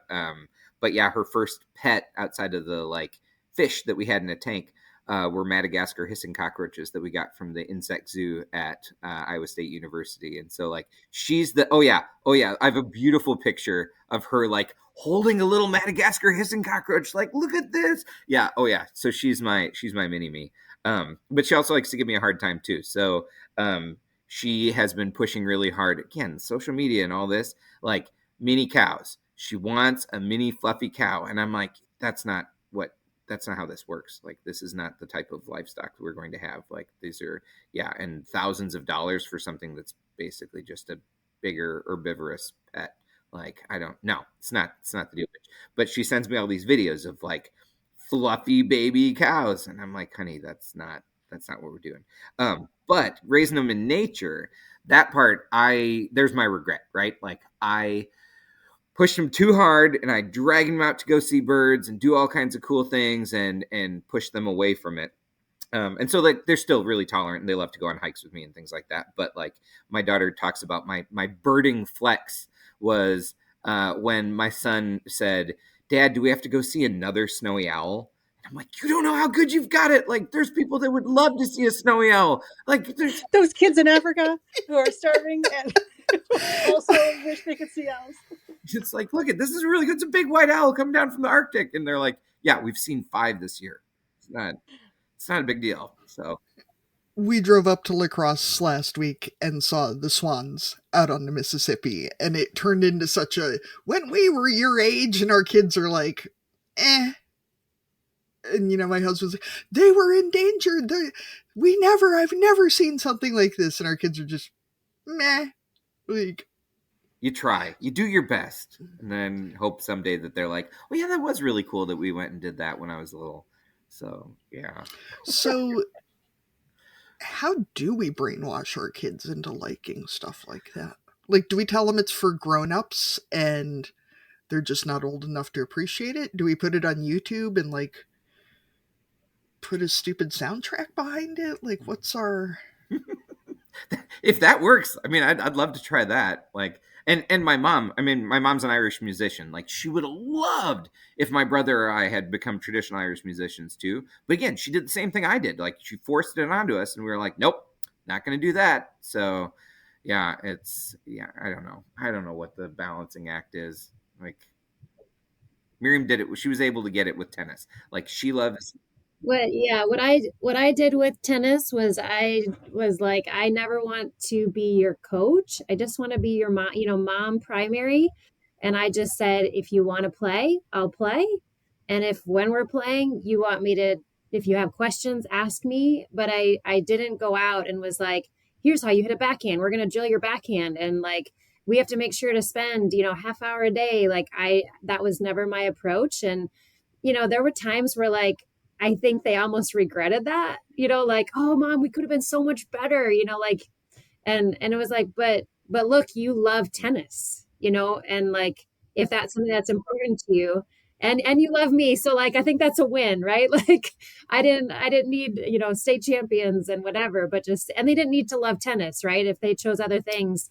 My biggest, I think, Katie, you asked a little bit like, what are your hobbies? And I'm like, doing whatever I'm invited to do is honestly my hobby. I'm just like I'm Miss Chameleon. If you love it, I'm pumped to do it, especially if movement is involved. But yeah, so I think that was my approach. And I don't know if that approach would have worked better for Paul, of just like, hey, let me know. Like, I love canoeing. Let me know if you want to go. But what it took in some instances was them getting exposed with other family members. I mean, I'm sorry, other friends. So that's when they went and did it with another family, then all of a sudden it was cool. And then they were like, oh wow, and we have kayaks. Like, yeah, we could have been kayaking this whole time. Like, I'm glad another family showed you how fun that is. Oh, absolutely. Yeah. What I'm hearing is that you guys want to take my kids for like a week this summer and teach them about how fun farm chores are. That's what I heard. Bring your son over though, because if he wants some weightlifting, I've got some small squares with his name on them, and a couple months of loading small squares out of the field by hand will.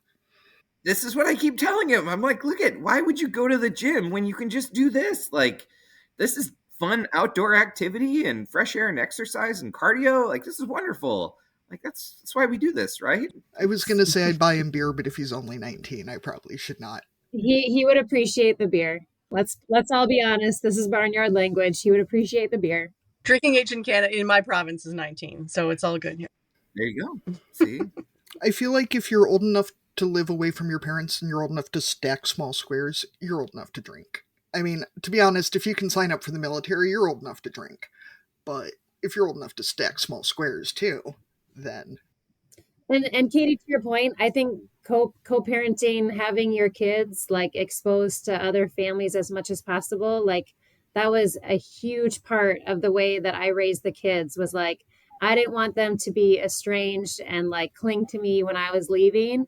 And now I'm sad because they don't cling to me and I want them to need me. But like I wanted them to feel super comfortable with people coming in the house, in and out of the house, and getting to know their various interests, from a very, very young age. How many different laps can I get them to sit in? And so I think there is something to that. Like, what can they, and I'm always offering to teach like other people's kids how to drive, because, the parents are so anxious. And I love it. I loved it with my kids, and I think they got a pretty chill mom about it. But like, I loved it with my kids, and I love it to offer that to other families who like have a driving anxiety. And so, yeah, I think anytime we can do that for each other, it's huge. And that's partly why I wanted other people to be their tennis coach, even, like if I could, if I didn't have to be that person, they could be like, wow, they told me this. And like, I didn't know what to think of that. Then I can have that cool, like geek out conversation with them, pretend I'm surprised by that information. But never heard that before. So you're like a driving doula too.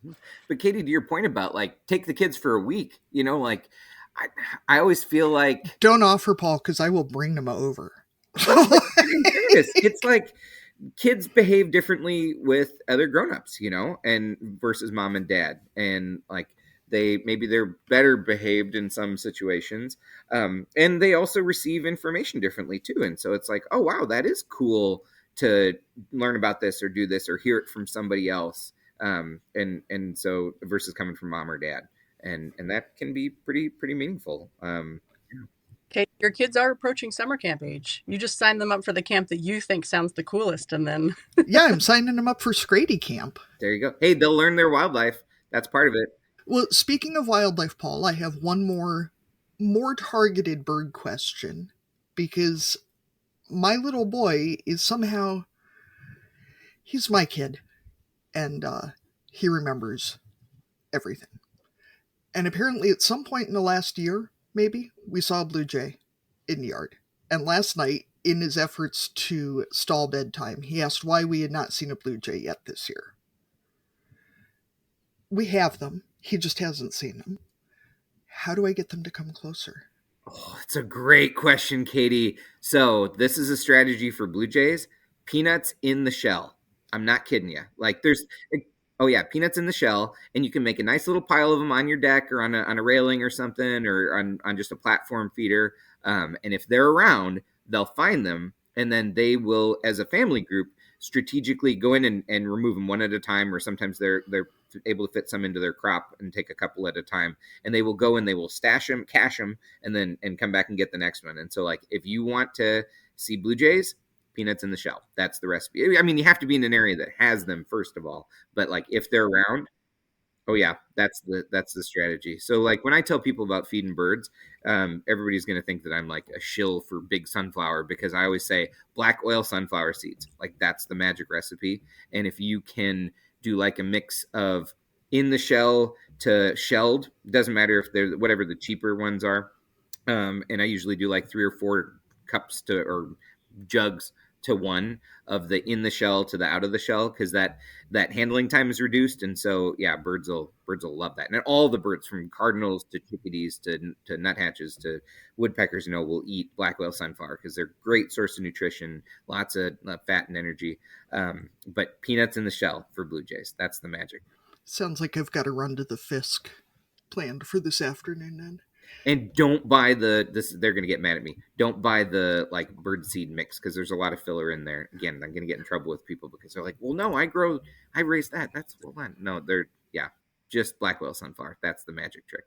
But peanuts in the shell. And I can attest to the peanuts in the shell, and the window will be short. Mm-hmm. So if they're in the area, they'll be on it within 15 minutes, and then they will be done taking your whole supply within 20 minutes. So I should wait until he gets home from school and just make it his chore to go feed the blue jays? Bingo. Yep. Or puts them out. Yeah, puts them out, and then they'll get used to it. And then because again, a lot of these birds this time of year, they're foraging. They're out looking for readily available food sources. And so people talk about like, well, I got to be careful about my bird feeders running empty and stuff, especially when it's cold like this. But again, that's just one of many food sources that they've got out there. And so, yeah. You got me a little worried there too, because this has been a big year for avian influenza. And so, corvids can be susceptible to that. We usually think of waterfowl as being susceptible to avian influenza. But corvids can be affected too. West Nile as well as another one that can get them. All right. That seems like good parenting advice. So we ask all of our guests, if you were going to dominate a category at the county fair, what would it be? And they can be real or made up to ensure that you win, and whichever one of you wants to go first. Ooh, I was thinking about this because I listened to your podcast, and so I was like, oh, okay, the regular categories I would never win at, that I would never dominate. Animal calls, that's the one that I was like, because at the state fair they have like the husband calling events and but animal calls, I do a pretty mean barred owl.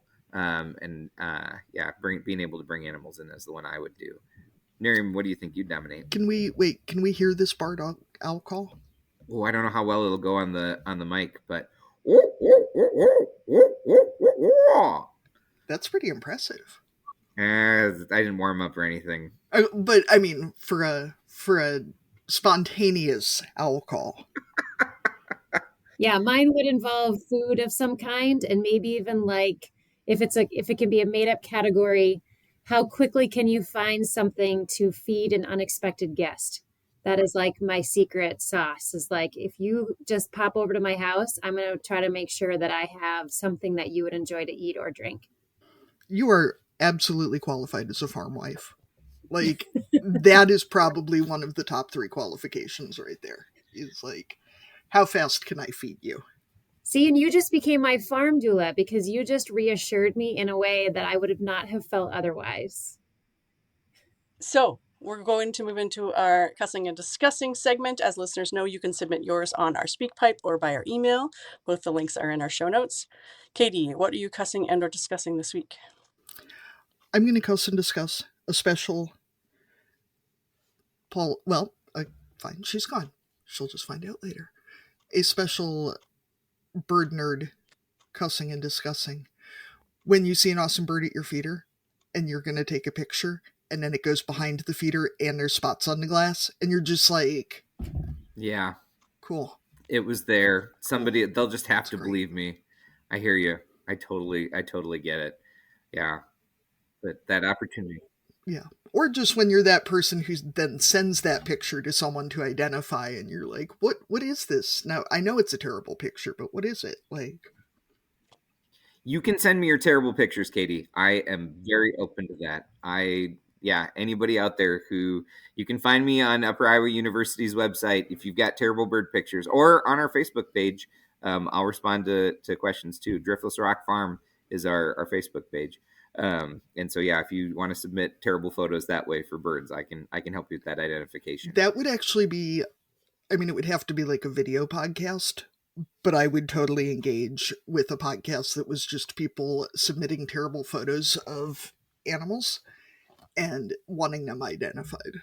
Like, it's one of the things I try and teach my students about is I'm like, here's how you're going to solve that problem, or you're going to ask for other information to help you answer that question. Because again, like, I work really hard on having them learn the birds and reptiles and amphibians and mammals of Iowa, so that they can go wherever in the world and figure out what they're looking at or what they're trying to identify. So, and to get asked questions. And during ornithology, like the bird class, I'm like, you're going to get sent this picture a bunch of times. This is an immature European starling. You need to know that this is a bird that people see and it doesn't look like the adult. You're going to get asked about this bird. Paul, am I remembering right? Were you on like a imitate a boomer wildlife identification page one time where they were like asking anyway? Oh yeah. There's a Facebook page about that, Katie. You should check it out. It's like I don't remember the title of it, but it's basically like boomer birders, and it's pretty. But it's like non-boomers impersonating how a boomer would react, or the type of picture or the type of question they would ask or how they would respond, and it was really comedic. It's pretty hilarious. Yeah. All right, cussing and discussing. Whoever wants to go first. I can go because I just came from a conference, the Midwest Fish and Wildlife Conference, and I was with a bunch of friends and former students and colleagues, and we're talking about rural America and how it is a struggle. Like you said, the brain drain, but just the challenges of living in the middle of nowhere, and how it's not getting easier, and that's one of the things that we just were like, okay, so what can we do about it? And like we've been talking about in this podcast, a big part's community and relying on your friends and neighbors. But it feels like it's just getting harder and harder every single year. And so, that's one of the things that I've been struggling with. And it's a big problem that I don't know that anybody has the right answer for. But how do we improve rural America and our quality of life and health? Well, Katie, I liked that you picked something really specific and narrow, and mine feels really broad right now. And it's a classic thing for all of us, but just feeling like I don't have control. I don't have a control over who's elected. I don't have a control when a goat dies. I don't have control over my daughter's decisions or whereabouts. There's just, whether a student comes to Upper Iowa or not, or whether they leave Upper Iowa after they're here.